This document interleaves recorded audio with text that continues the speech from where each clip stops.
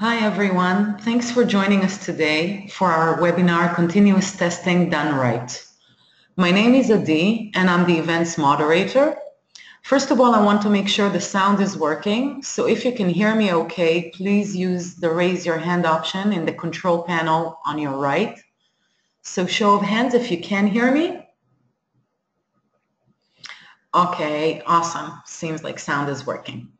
Our guest speaker today is Brian Jordan, software engineer at code.org, and he will take us through the ins and outs of developing test automation for the world's premier computer science education platform. Just before I hand over the microphone to Brian, a bit of administrative stuff. Feel free to ask questions during the webinar. You can do that in the GoToWebinar control panel on your right. Brian will try to answer as many questions as possible at the Q&A session at the end. The webinar is recorded. A link to the recording will be emailed to you tomorrow. For optimal viewing experience, I do recommend you close off any unnecessary apps running in the background.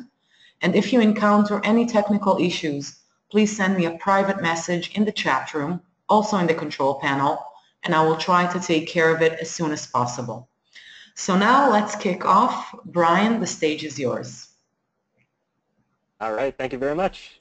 Hi, everyone. I'm just going to share my screen real quick and play. Great. All right, can you guys all see that? All right. So yeah, I'm Brian Jordan. I'm a software engineer at code.org. And today I'm going to be taking you through kind of how we started continuous testing and including a little bit about how we use Applitools eyes to visual test our stuff. We started that about last year. So for those of you who aren't aware, what is code.org? Code.org, we're a computer science nonprofit, and we're focused on expanding participation in computer science. So we basically think that really every student should have the opportunity to learn computer science at some point during their educational career. And so we think that the best way to accomplish that is to actually get computer science taught alongside other subjects, biology, chemistry, in schools. So how do we do that? In, I believe it was 2013, we held this event.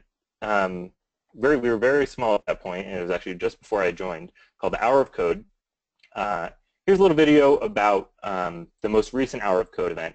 That'll give you a little bit of the sense of the context that we're working in and some of the stuff that we're going to be testing.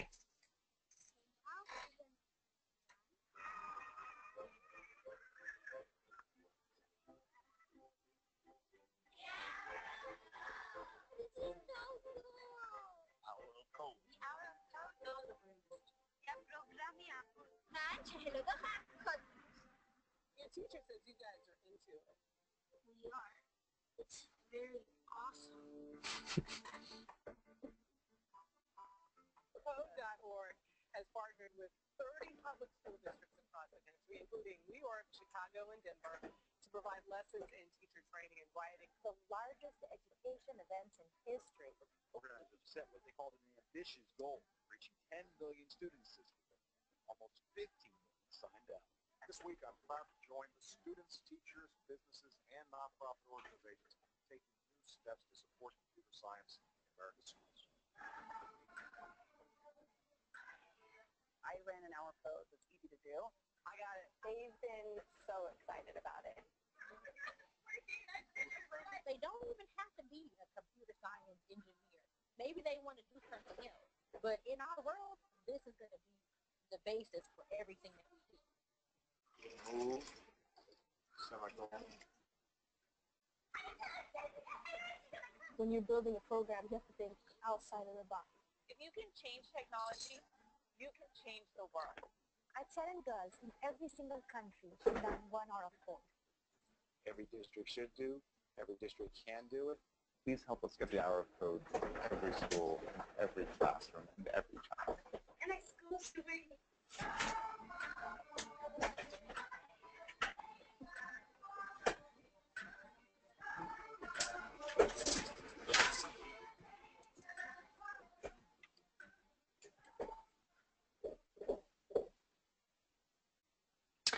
That was from the Hour of Code this past December. So what is the Hour of Code? So Hour of Code is this annual event we run where we basically challenge students and teachers to try computer science out just for 1 hour is what we say.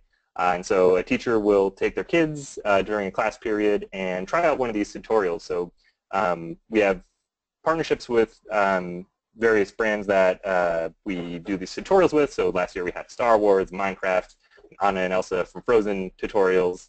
They're kind of little bite-sized introductions to computer science. So this past year, and actually I think in the lifetime of Hour of Code, over 230 million students, teachers have tried the Hour of Code.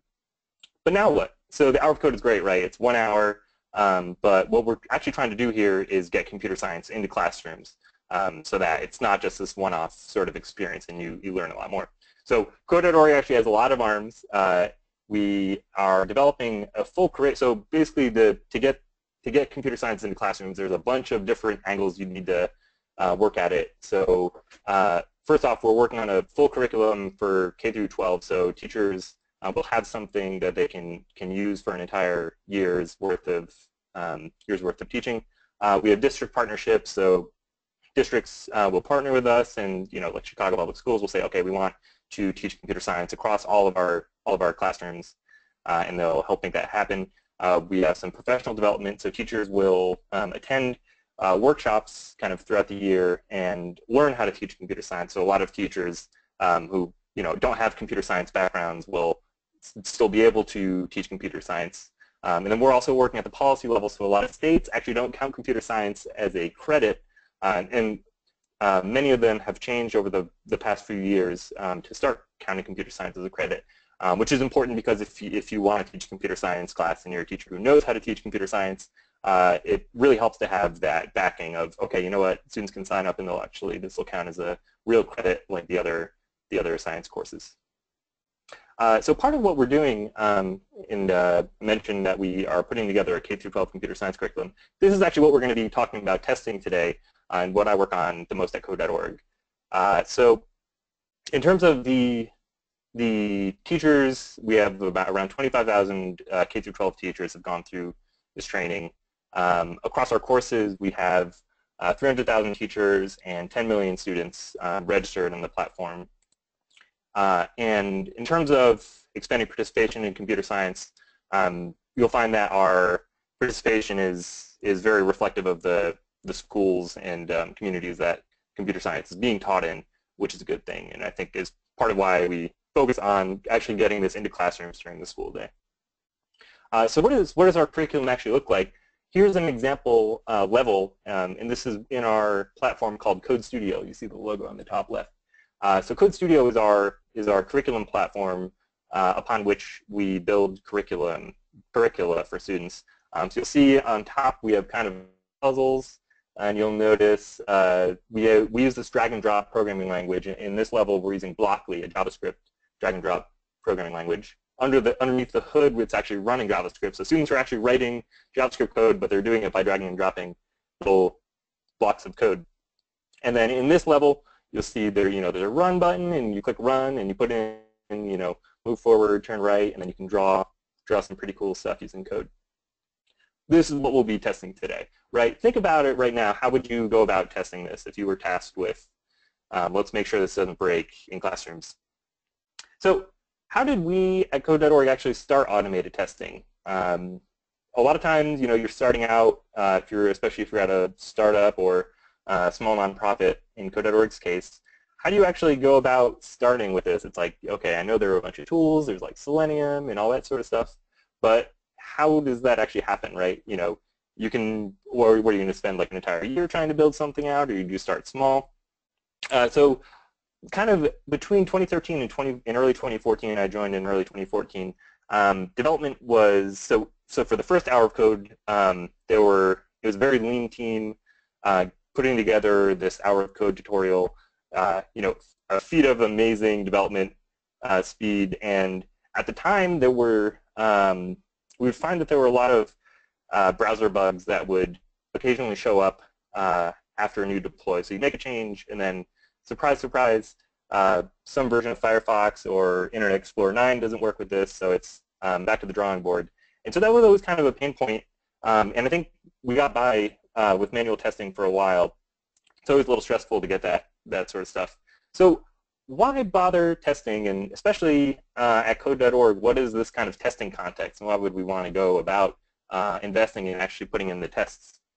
So of course the context, this is code.org, we're in schools, a lot of students in schools, and you know, kids will click on everything, they'll hit every little possible edge case.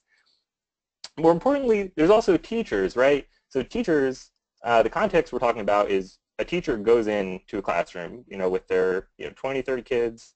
They'll go into the computer lab for that day, so they reserve the computer lab. You sit down, you go to start working on this, the lesson that's planned out for the day.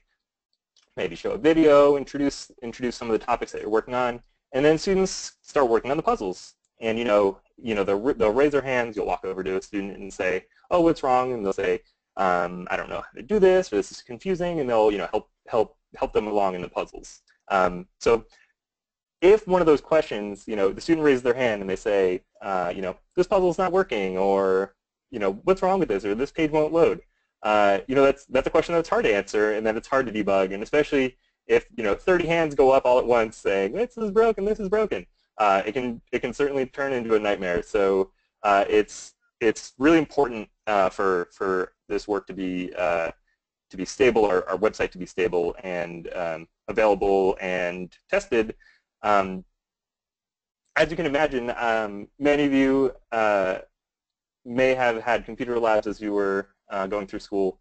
If you can recall back to that time, the state of the art of computers relative to the state of the art of the computers in your computer lab, oftentimes computer labs in schools they don't have the latest technology. And I find that we found that actually we have kind of much higher rates of older browsers, various firewall issues. So we currently support Internet Explorer 9, iPads, Chromebooks, and yeah, the whole gamut of browsers, Safari, Firefox. So there's kind of this explosion of permutations of people using our website. So it's really hard to to cover all that. Speaking of explosions of permutations of things to test out, there we support, I believe, over 40 languages, and you'll see on the kind of the bottom left, we support right to left, and actually many components of our website actually flip their rendering right to left to kind of be more aesthetically in right to left languages. So you'll notice the run button, actually the icon flipped over sides, and the instruction text the entire thing is on the right side of the web page. Blockly, the JavaScript-based block editor actually flips everything. And sometimes, you'll work on a new feature, you want to extend Blockly, or you want to extend some part of the website, and oops, surprise, surprise, in right-to-left mode, you didn't consider that. You didn't, so there's some conditional CSS logics in there. There's some conditional SVG rendering logic.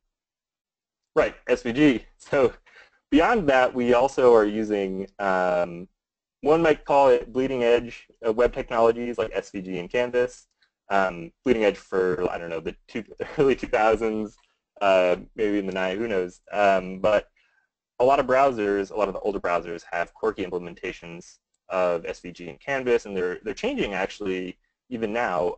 There will be regressions in the latest versions of Chrome. So actually, in one instance, there was I think this was one of the early days right before we had started automated testing. There was, in Chrome 34, a bug where in SVGs, we use kind of SVGs, we basically use sprite sheets using an SVG feature, and what had changed was this feature for kind of masking the SVG and that we were using for sprite sheets. It would only work for the first element on the entire SVG sheet, and so that basically caused all of our SVG levels to break. And that was in a specific version of Chrome, and someone caught it on an Android phone, and they were like, "Why is this broken on Android?" And we had a freak out moment where it's like, oh my gosh, this thing is coming down the pipeline to Chrome, and Chrome updates all the browsers pretty quickly, but we had caught it, I think, a few days before Chrome 34 hit everyone, and so we had to find a workaround for this. So it would have been great to catch that much earlier, and actually we're having a bit of a repeat of that. Just earlier this week we noticed something, but we caught it early, and we'll get to that a bit later. So how the heck do we test all that? It's a lot of stuff, right? Seems overwhelming to start, but we started out really small. So the founder of Code.org, Hadi Partovi, he's a former startup person, former engineer, and current investor. So he was kind of aware of a bunch of startups that he was in contact with doing this sort of automated testing and continuous integration. So in that early, I believe early 2014, he was like, hey, you guys should set up this sort of thing. I've seen it was very effective at other companies. So we tasked one of our engineers, Brendan, with just getting a little cross-browser testing running, because that was I think one of our biggest pain points was these cross-browser bugs and how do we test, because it takes so long to write a new feature and go in and test on all the different browsers. So Brendan set up a little runner script. We hooked it up with Selenium WebDriver. We use Ruby, so our website's Ruby on Rails. So we use Selenium WebDriver, the Ruby gem, and then Cucumber, which is kind of a high-level domain-specific language using some Ruby magic to basically let you write out steps kind of in plain English. We went with that, and we've kind of built up a library of steps along the way. So here's kind of our UI test folder. So we have a big repository with all our code, basically. So it has all of our front-end code, all of our Rails code, and then all of our UI test code, and all this other stuff. And by the way, all of our source code is open source. It's on GitHub at the organization name code-dot-org. So this is one of our folders. This is our UI test folder. You'll notice how it's organized. Those of you who may have used Cucumber before for testing will notice some of these terms.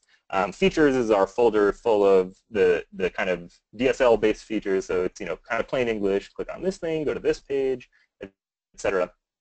Step definitions is the kind of nitty-gritty of what does that feature actually do? What does that line in a feature actually do? So when I say click on this thing, what does it actually do with the WebDriver browser? And then support is kind of our helper methods and such. And then we have our runner.rb. That's kind of our runner, our task runner for these tests. And I think in Dave Hefner's example repositories, he'll often a rake file for that sort of thing. So this is kind of our equivalent of that. The other interesting thing, which I'll show you in a sec, is the browsers.json, which is basically our configuration for which browsers we're going to want to run our tests against. So what does the feature look like? I'm just going to kind of run through this super quick just so you can have a sense of what this might look like. This is like our artist feature. Is actually, I think, one of our early features that we wrote. You write your steps given I'm on this web page, and then I rotate to landscape if you're on a mobile phone, and I wait to see this dialog, close it, and then when I try out the first level, let's say we wanted to lose the first level, we drag this block to that area, press the run button, reset buttons there, etc. So what are some takeaways from our experience writing these tests? So I think we're a couple of years in now of writing these sorts of tests, and they've changed a lot, and we've added a lot of new helper things and worked on different stuff around it throughout the years. And I should preface this all with, we were all completely new to this when we started out, so we've definitely learned a lot of lessons along the way. And I would also say we've heard after this, we should have used like the page object pattern, and other sorts of stuff. So don't take this as canon, but definitely I think it's a realistic kind of evolution of this thing. So one of the things that we've learned is you want to build up a library of these steps, because oftentimes you'll have repeated steps throughout your website. Like we use dragging and dropping blocks a lot. Turns out that the standard drag and drop doesn't quite work across all the browsers. The Selenium-based WebDriver drag and drop doesn't work across all the browsers. So we ended up writing a little simulate method, and then so now you can just type drag this block from here to there, and you can even name blocks now. So building that up, I think, has helped us save a lot of time over time just by having reusable little building blocks for the testing. Another thing we learned, I believe last year, was that you kind of want to build, I guess as a general principle, you don't want to be testing data that is changing, right? Don't test production data, I think some people say. Don't actually point your browser to the website itself, but rather build this level, so that it's clean and it doesn't change, and then test that thing.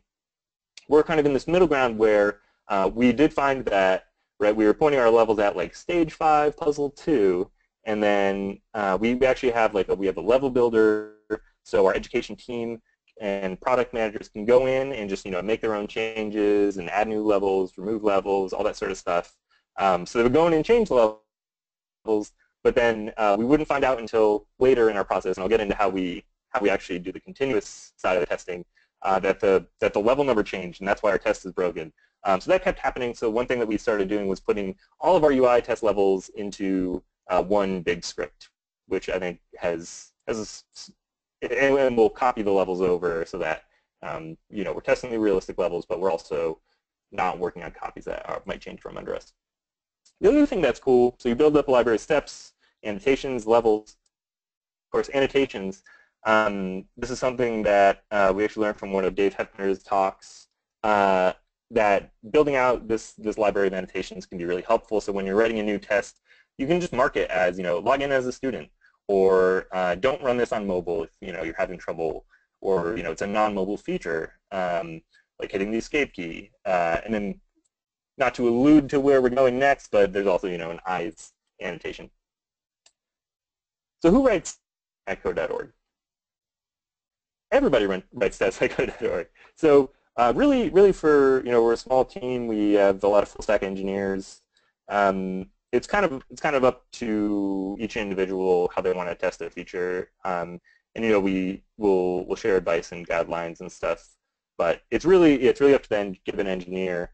And I definitely see the case for at companies having dedicated people focus on the test infrastructure, because making those improvements and debugging tests, it's really this kind of a separate skill that we've all kind of started building together. So there's definitely trade-offs there. We have some ownership over the testing, and we all know a little bit about it, which is kind of nice as well. So we all kind of write our own tests and share knowledge about how to write tests. Who or what actually runs these tests? So we right now our main continuous integration setup is kind of a handful of scripts on different servers, managed by Chef, etc. And so right now, actually, our main cross-browser, it's running 640 tests.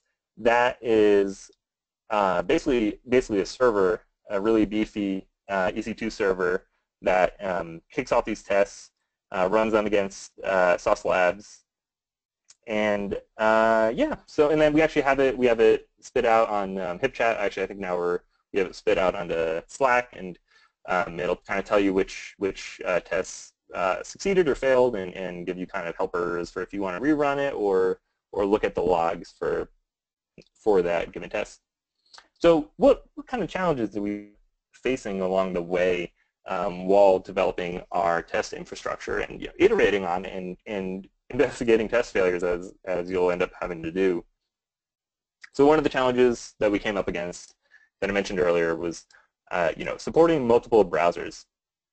So for that, we ended up using Selenium WebDriver, which is this nice abstraction layer where you just have this browser object, browser Ruby object in our case, and there's libraries for all different languages, and we use Sauce Labs as basically the target of that browser. So we say, hey Sauce Labs, give us an IE10 Windows 7 machine. Actually, I don't know if that's supported. Yeah, IE10 Windows 7 machine, and it'll spin one up when we connect to it, and we say, hey, do this command, etc. So managing that, we actually ended up just kind of pulling out a JSON file here of all the different browsers that we currently support. You'll notice actually you see like Safari, you get the platform, the version, etc. And this is all checked into source control, so if we do cut support of a browser and have some corresponding messaging change, then this will be when we remove that from there. You'll notice actually at the top we're targeting Chrome latest Win 7, which is the whatever the latest Chrome browser is, and we'll see in a bit later in this presentation why that's important. Foreshadowing. So here's part of our runner code. It's where we're actually setting up the parallelization of the features, and I'll talk a little bit about that. But I just show this just to say, underneath the hood, this is all just code, and it's grabbing our feature files, and we're saying, okay, run against this browser, and here's how we report it. And there are actually, we've learned actually there are tools out there for running these sorts of tests. Yeah, so I would definitely take a look around for whatever programming language you're using and see if there's something out there that abstracts a bit of this away, or handles a lot of this, and really you can just pass it what you need. But we've ended up making a bunch of manual adjustments to this over time, and so who knows, we might have hit that point to have to do that anyway. Here's the output. So you run a test, and Sauce Labs will give you a little URL. You can log in and see what it looks like. It's cool. You can go click step by step, and it'll show you a little image of what the screen looks like at that point. Or you can even watch a playback and investigate the logs, etc. So that's helpful when a test breaks and you want to say what the heck went wrong, and you can investigate the test failure. So let's say you're writing a new test, right? You're not having the server run it. How do you actually test new changes on your local machine? Of let's say you make a change and you say, oh, does this actually work across all browsers? How do you actually do that? How do you actually expose your computer to Sauce Labs so that their browsers can hit your version of the website?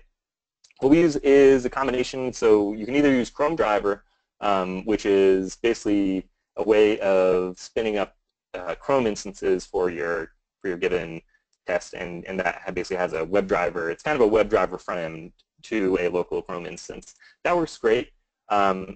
Another option is if you actually want to run one of the Sauce Labs browsers against your local machine, there's Sauce Connect, which is a handy-dandy SSH tunnel tool. You just run Sauce Connect, and it'll open up a tunnel, and then when you connect next, it'll be able to access your machine. Soon, and this is something I've been working on more recently, is setting up actual pull request tests. So each time you create a pull request, you can say, please run the UI tests, and then it'll run all the, or some subset of the UI tests just in that pull request. What we were finding is having this lag between when you make a change, commit it to staging, and then eventually it hits our test server. The lag between that, you're bucketing in, you're pouring in a bunch of new commits into this test attempt, and then if something fails, you have to say, okay, well, what of these 5, 10 commits might have caused this? So we're hoping having these pull request tests will make a big difference there. What's another challenge? Interaction and drag and drop was something that, especially early on, we were just kind of finding our bearings with that, because a lot of we're using SVG and in certain browsers, sizing SVG components is tough, and so interaction and drag and drop, we ended up using JavaScript on the front end to get that working. And we basically found something that worked. Haven't touched it in a couple of years, and it's worked out great. So jQuery Simulate has a nice drag function that I may have had to have been extended a tiny bit to work for our case, but it's worked fine ever since. So I'd say don't be afraid to sometimes the JavaScript when something doesn't work across all browsers, especially because oftentimes the native Selenium WebDriver, the drivers themselves will change kind of out from under you, and that's never fun. It's hard to debug that. So sometimes if it works in JavaScript, then just go for that, especially if your site's really JavaScript heavy like ours. So what about visual changes, right? So, when you're looking at the Sauce Labs step through and you see the screenshot, and you're like, you can watch a playback of it, like that's so cool. It's like wait a second. I was thinking one day, like, what if, you know, between runs, you just say, what if, did anything change, you know? Because there's a subset of test failures where, of course, you know, a button shows up or something. And so unless you were saying this button doesn't exist in your test, you know, you might not catch that for a long time. So there's kind of this whole class of bugs I was wondering about. So I thought I just came up with the best idea ever, right? Oh my gosh. So during a hackathon, I think it was YC Hacks, they ran a hackathon once, I think a year or two ago. I thought, you know, let's build this thing out. Wouldn't that be cool? And you know, I Googled around and I saw, okay, you know, a couple companies had built this kind of screenshot diff detection, and they got so much value out of it, and they're giving talks, you know, at Google, and they said, oh yeah, this is great. You know, it was really hard, but you know, it worked out really well. So I was like, all right, you know, let's give it a shot. So I made this little thing called DiffCop. I don't even know if it still exists anymore or what, some Heroku thing from a hackathon. Basically, in you know, a handful of pages that you wanted this to watch, and then you put in an email address, and then you could even hook it up, I think, to just run a little command, and then it's hooked up to Heroku, and every time you push to Heroku, it'll test your website out and just email you if there were any differences. Turns out that's actually really hard. So there's issues like if you have randomly cycling content, for example. So actually in this screenshot, that's actually how I was kind of testing it out. I had this, you know, random text changer to kind of cause that. But sometimes on websites, you actually do have random elements that you don't want to, you know, email you about or yell at you about. Turns out there's other stuff like sub-pixel differences, but depending on the browser renderer, there's like, and depending on like the just like very low-level font changes, and you know, I get these emails that are like, here, your entire screen's red, something changed. It's like, okay, well, that's not super helpful. So it was really hard, and so we gave up. No, actually, my friend Dave Hefner, he mentioned, hey, actually, you know what? I know someone who's working on this. Turns out it's an actual thing, actually, and it probably isn't so surprising to all of you since you signed up through the Applitools website. It's called Applitools Eyes. So we started using that early last year. It was actually surprisingly easy to set up. So I think I spent maybe like a day or two just to kind of hook up a little bit, and I kind of just dipped my toe in. I was like, okay, set up a new Eyes instance. You just put in the API key for it, and we have a little, you know, like key system, and that's where that's coming from, the cdo.appletoolseyes API key side. And then what you do with Eyes is you replace your current WebDriver browser with a .open command. So actually that's passing in the current browser instance, and it kind of wraps it, and then gives you a couple magic commands. So when we say, and I see no difference for, so I'm creating a step definition that we can now use in our cucumber test. I see no difference for, and then we give it a string identifier for this check, and then we say eyes.check window for that identifier, and then a little timeout for, it'll actually look for a match of if something, you know, changes and it makes it match. We put a little timeout there. Turns out it worked. So actually we started slowly adding more and more Eyes tests. So here you'll notice actually at the top there I created an annotation called Eyes, which basically you can conditionally set our runner to run all the Eyes tests or not run Eyes tests.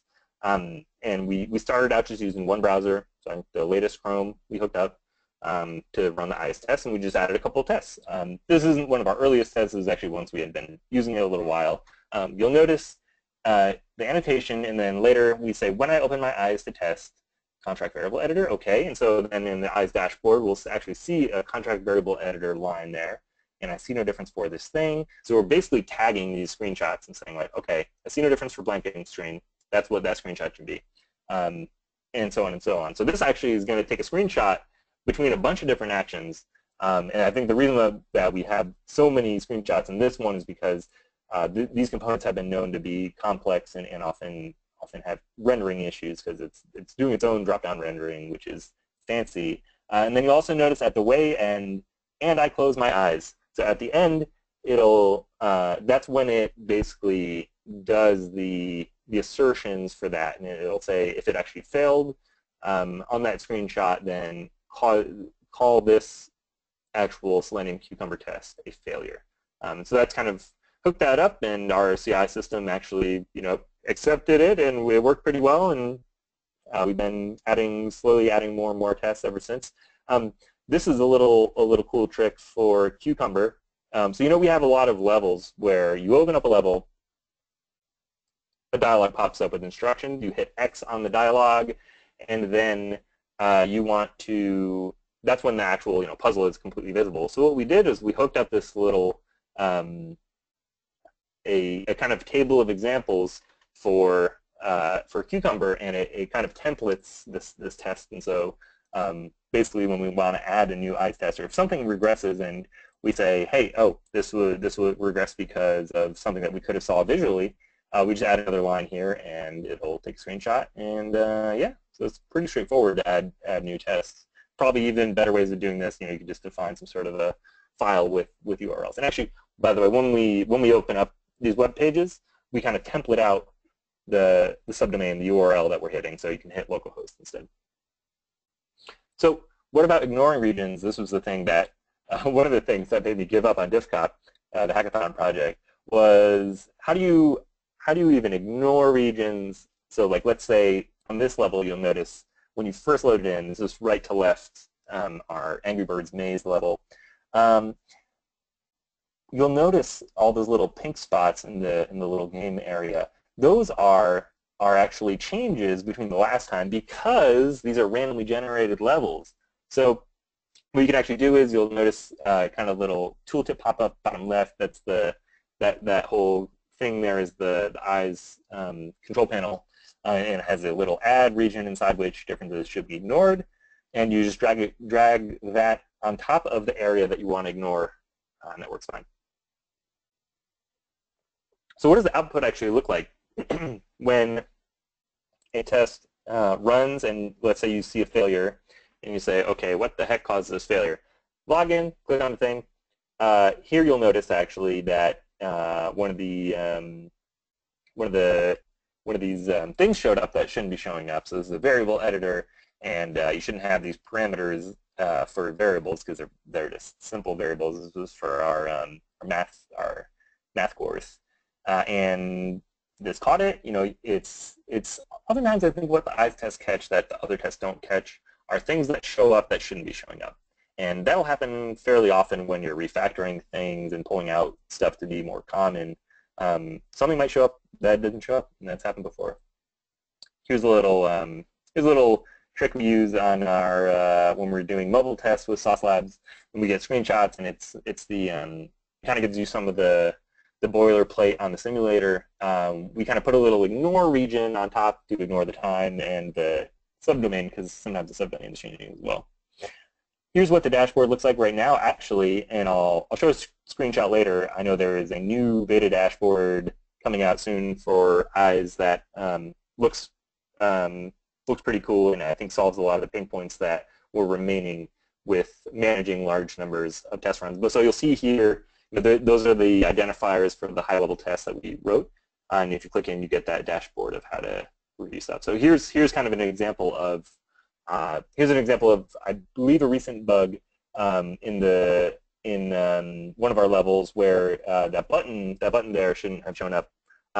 You'll notice that it's kind of overlaid with, I think, kind of a pinkish color to highlight it. But there are a few ways actually, if you can't tell what the heck actually changed. Sometimes if you're looking at it, you're like, I don't see anything highlighted in pink. One thing we really like is the two-up view. So one of the control panel items on the right will send you into this two-up view where you can easily kind of look between the two. Really helpful for very small differences, and you want to zoom, you can zoom in, and it zooms both together, which is handy. So what do our tests actually look like when they're running?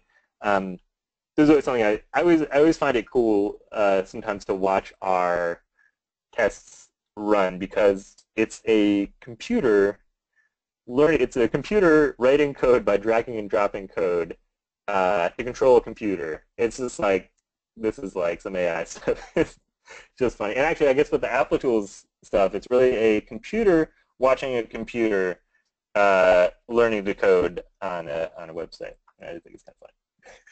So I'm going to show you just a little bit of what some of our tests look like when they're running. you'll see, okay, the Angry Birds are running through. So this is actually running with Chrome driver on my machine, and it's popping up the new browser instance. This is sped up quite a bit.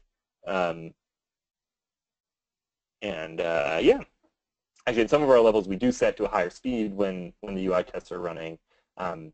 If we do want to do the end-to-end, so you'll see actually it's writing code using the hybrid block to text editor there, and it's really cruising through our Star Wars tutorial. There we go. So yeah, I'll just show you. Yeah, so there's a Flappy Bird game. Here's artist, so it's drawing a bit. So you'll see we use the drag and drop blocks a ton. This is our internet simulator tool, which is kind of cool for our high school curriculum. Testing out multiple choice assessments, and yeah, so that's kind of our multi-match. There's some drag and drop stuff. Angry Birds, playing some Angry Birds. So we built up a lot of tests, and as you can tell, yeah, we use the drag and drop blocks a ton, and a lot of those assertions, and close the dialogue and all that sort of stuff. So, not wasting time. That's important, right? You have work to do, other stuff to do. Writing tests can take some time, and running them and debugging them can often take some time. How do we do that? So one way we do that is by periodically investing in speeding up our test running. And that's tough, and I know that's a pain point at a lot of big companies that are doing tons of tests. You eventually need to figure out ways to speed them up. So in 2014, I think we were really loving the cross-browser testing, and we were catching all these bugs, so we were like, okay, every new feature, write a new test.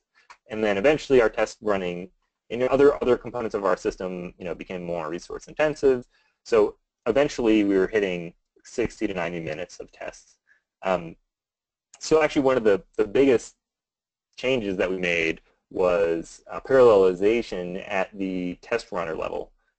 So the actual runner itself is spinning up these parallel instances of the runner, of the Cucumber runner, and then using that across multiple concurrent VMs.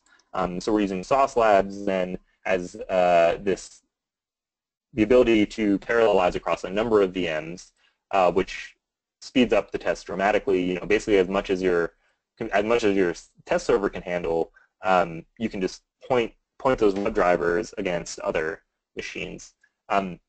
So we use this actually quite a bit. This was, I think, during a test we hit 98 concurrent VMs. We're slightly lower than that now, and actually our bottleneck right now is our memory usage, because some components of our parallel runner actually currently use quite a bit of memory. So that's one other thing that we're working on right now, actually, to parallelize even more.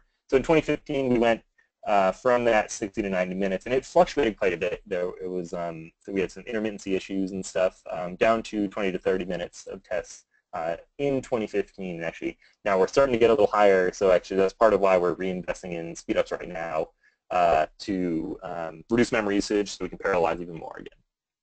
So now and then, right, we're talking about taking time to invest in the test infrastructure. And we're talking about engineers investigating these test failures. Sometimes, there are failures that are not real failures. Or, if you write a test, maybe you mixed up implicit, explicit weights, and there are these edge cases, and, tests are becoming flaky. It's like, why bother writing these tests, right? Now and then, I think during a meeting, we'll say, why not, we'll have one of our reflection meetings, and someone will rightfully say, why don't we just stop writing these tests? Like, are there really cross-browser bugs? Like, come on. Like, when's the last time you actually caught a cross-browser bug with this? Why don't you just use jQuery and just, won't we be done with it? So what and every time that would happen, I'd be like, I swear there were a couple, like something about Firefox or something or another, but, it's hard to actually remember the scope of what sorts of bugs actually got caught. So what we started was, on our wiki, a page called Bugs Test Caught, or our bug collection, we call it, where basically add a new line every time, or periodically when you find a new test, and remember to actually add it to the Bugs Test Caught page. We probably only put about half the bugs that we catch onto the page, but still ends up being this kind of mountain of test failures that we found. and a nice record actually of what the cross-browser issues to watch out for are. You'll notice a number of them were, and we kind of say what caught the test. So one of them, we caught it by a New Relic error percentage monitor. One of them we caught by, the cross-browser tests. A handful of them we caught from the eyes tests. So the fun thing is, well, fun for you guys is actually we can take a peek into this a little later and see what some of these bugs look like in reality. Let's do that right now. So here's an example of one where a button went away, and just for non-admins. So actually, when we're testing locally, we'll be logged in as an admin on our local machine, maybe. When even on our staging and test and production servers, maybe we'll be logged in as admins because we're testing admin features. So this issue was that non-admins lost this button that they might want to use. So that was caught by an eyes test. Here's another one where we actually got kind of a doubling of some buttons there, and caught that one. They were present, but there were too many present. Here's one that's just a complete rendering nightmare. So in Firefox, there's a this was caught by a cross-browser test. One of the straight kind of Selenium cucumber tests. Firefox get bbox had some issues with, I think, hidden elements. Surprise, there are some weird edge cases out there, and it caused some part of the JavaScript to stop, and then the rendering got all messed up. But we caught it because the next step couldn't be completed. Here's a little thing that we use with that we caught with New Relic. We saw the percentage errors went up, and so we had to investigate, okay, why is this happening? What page is this happening on? And this was related to a build issue related to some, I think maybe some build changes. Something about our building out caught that. Here's a very recent one, actually from earlier this week. One of our renderings, I think, is using SVG. Yeah. Something changed with Chrome's ability to measure things and cause some issues in Chrome 50, which is kind of surprising. And we caught that. Here's one of my favorite bugs. I think it's like, it's not that cool of a bug, but it's kind of illustrative of why one might want to do these sorts of tests. Take a look at this page. Let's do a little experiment. Take a look at this page. So we're looking in the Applitools dashboard here, and we're looking at a page, and on the right side we see, okay, ignore some of the random stuff, some of the elements that randomly change order, so students, well, I don't know, so students can't cheat off each other. No, just so that it's random. Okay, try closing your eyes for just a second in between these two slides. So close your eyes. All right, open your eyes. You notice anything different? What happened? I don't know. It looks pretty similar. Nothing big changed. We'll even flip between the two now. Okay. So everything was kind of a little shifted to the right before. Okay. Oh, interesting. There's a scroll bar on this one and not on this one. And if you look very carefully, actually, you'll notice the text. Look at the text, the bottom paragraph on the bottom left. So on the right, it's a little more spread out, right? So the page actually got a little longer and caused the scroll bar to show up. Interesting. So we thought, is this really an error? When we first saw it, I was like, is this really an error? Is this some sort of weird thing that we just didn't catch? Turns out the entire page got taller accidentally. So it was during a refactoring of some CSS, kind of a top-level thing.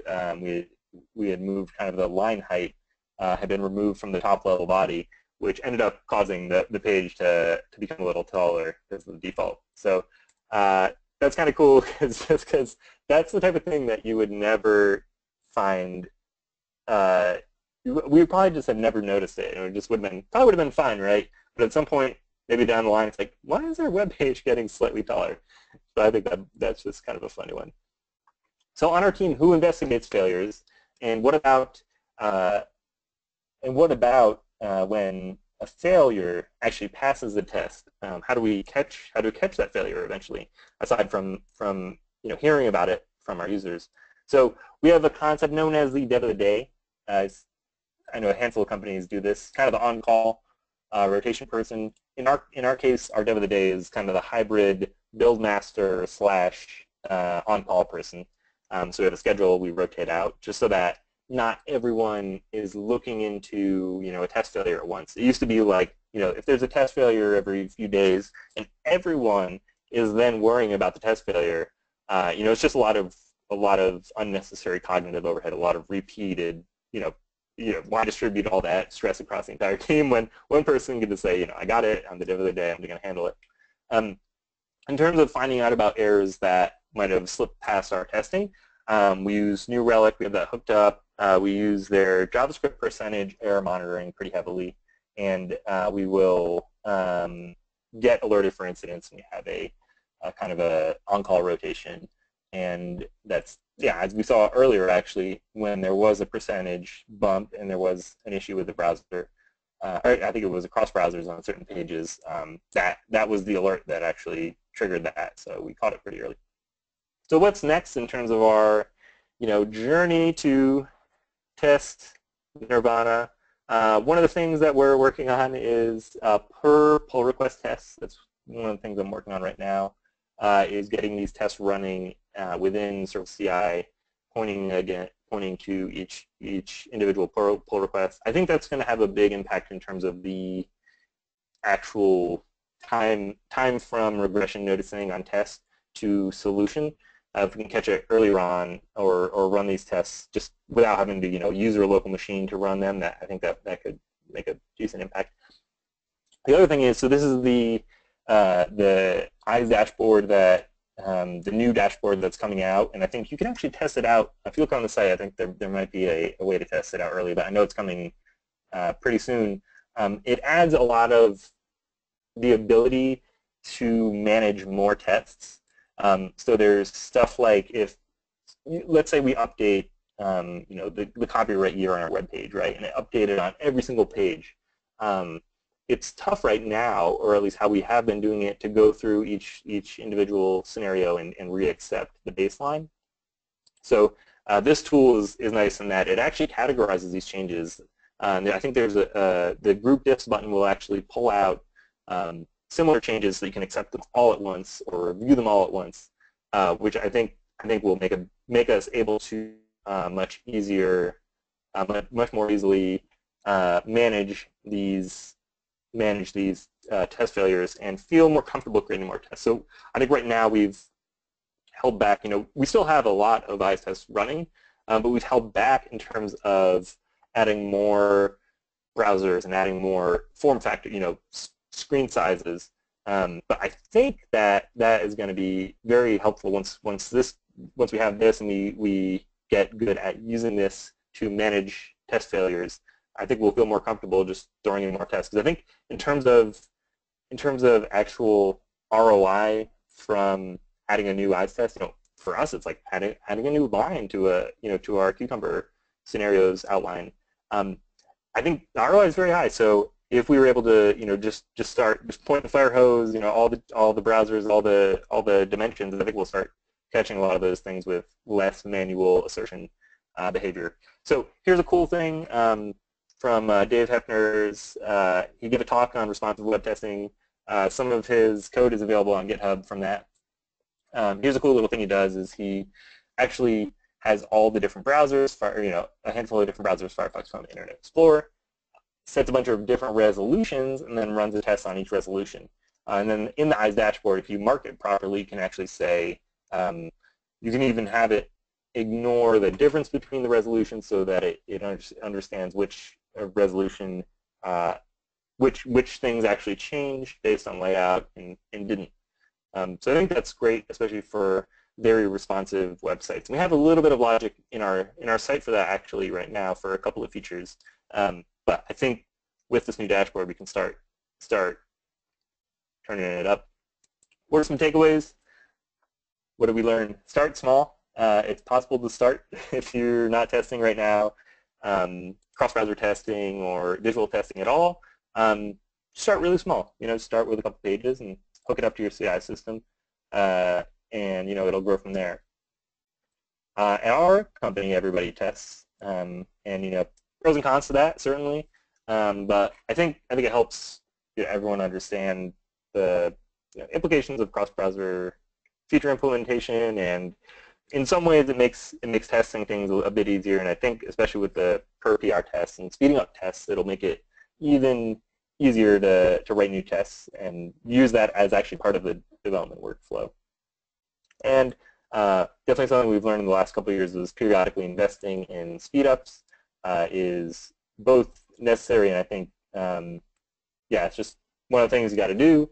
And it can, if you find the right things to do at the right times, I think it can make a pretty big impact. Thanks. So code.org, if you're interested in helping out with code.org, you can go to code.org/help. We have a bunch of volunteer opportunities throughout the year, especially during the Hour of Code in December.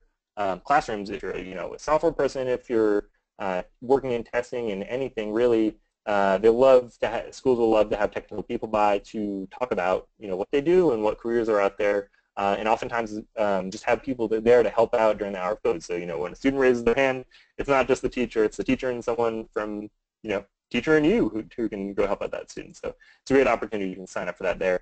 And of course, our code is available at github.com/code-org.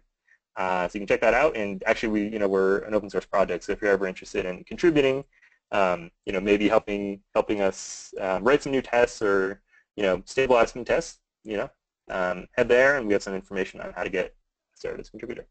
Great. So thank you very much. And I'm going to turn it back for some questions. And I was told to mention there's also this special offer for webinar attendees that actually looks pretty awesome. Okay, Brian, thank you. We'll get to the Q&A session in a moment. As you mentioned, we have a special offers for webinar attendees, this awesome free Visually Perfect t-shirt. So in order to get it, you need to open your free Applitools Eyes account. The sign-up page URL appears on the slide. You run your first visual test and email your test results to webinars@applitools.com along with your shipping address and size, and we'll send you your Visually Perfect tee.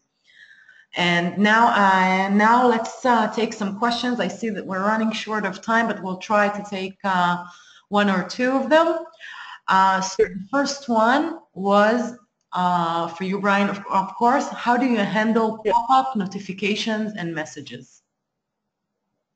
Oh, that's actually a great question. So the question, right, is how do we handle pop-up notifications as they'll pop up on our website? So for our website, we'll have stuff like you go to a page when you load a level, for example. A video will pop up, right? A video that introducing the lesson. Close the video, and instructions will pop up. So we have lots of pop-ups throughout our website. So the way that we handle that is that we actually, we have logic in there for a lot of our tests. And actually, the Cucumber outlines that we showed earlier, the scenario outlines, some of those will include like load the page, close the pop-up, do the thing, and take the screenshot. So yeah, a lot of times when we're doing the visual test and before we trigger the test to look at it, we'll say close the pop-up first. And sometimes we'll even take a screenshot before and after the pop-up just to check the different states.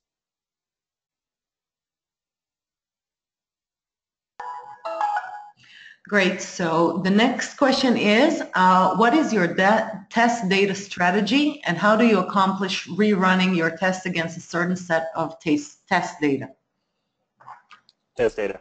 That's actually a great question, and that's actually something that I think we actually have a lot of room to improve on, and that I've learned a lot about best practices for just very recently. So as I mentioned earlier, we have these levels, right? Levels and puzzles and stages, and we used to just we would point our runners at our actual production website, at actual puzzles that the students are using, and we would basically just treat it like this is a visitor to our website, is the test runner. As I imagine many of you who have experience with this and actually stubbing out test data in a smart and planned way. That's not always great because things will change out from under you, and then you don't know if what's going to change out from under you and why something broke.